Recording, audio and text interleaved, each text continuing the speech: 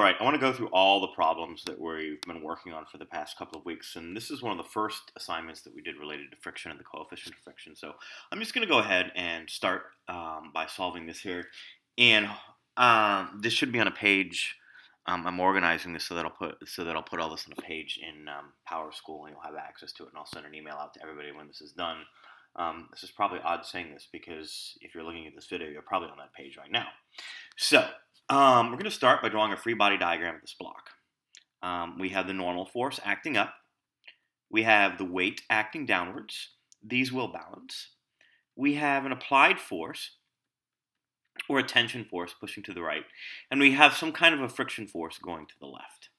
So first of all, it says suppose the static friction coefficient is 0.3 and we want to know if the block moves.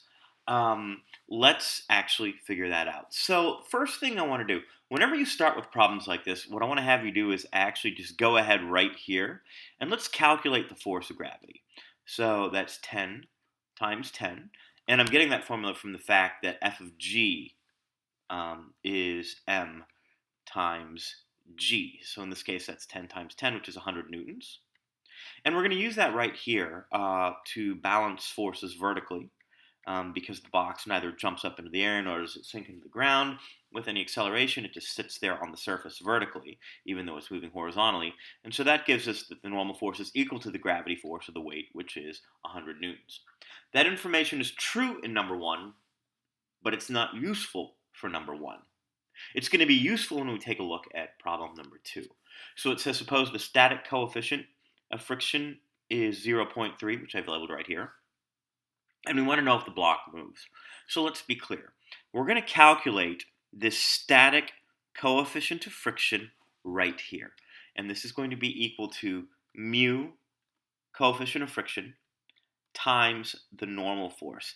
And what we're basically saying is that the static friction that we apply is the maximum static friction that is possible to generate in the system is equal to this calculation here, which is going to be 0.3 times the normal force, which is 100 newtons. So we're getting a 30 newton force.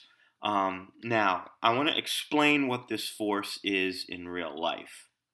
What we're saying here is that when you push this box, it will not move because there is a static friction acting on it.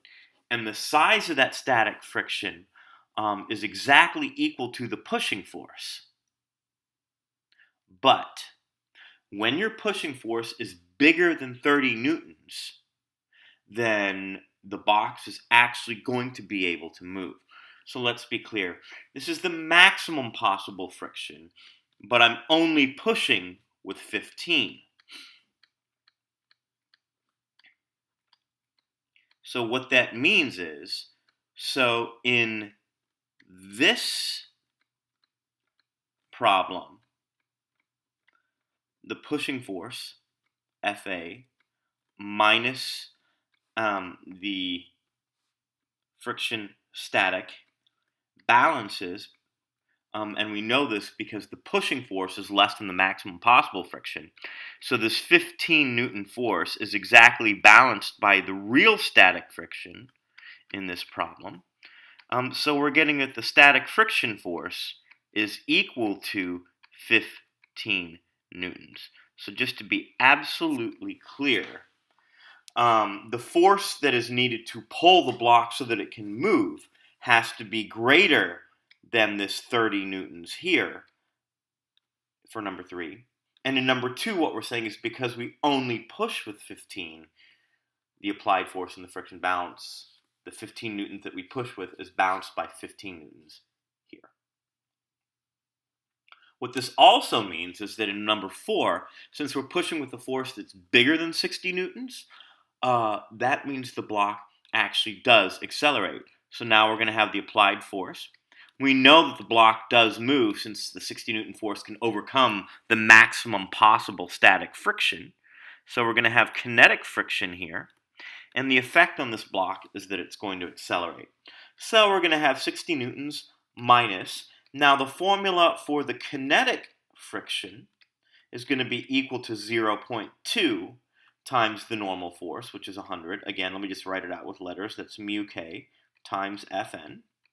So we're getting a 20 Newton friction force.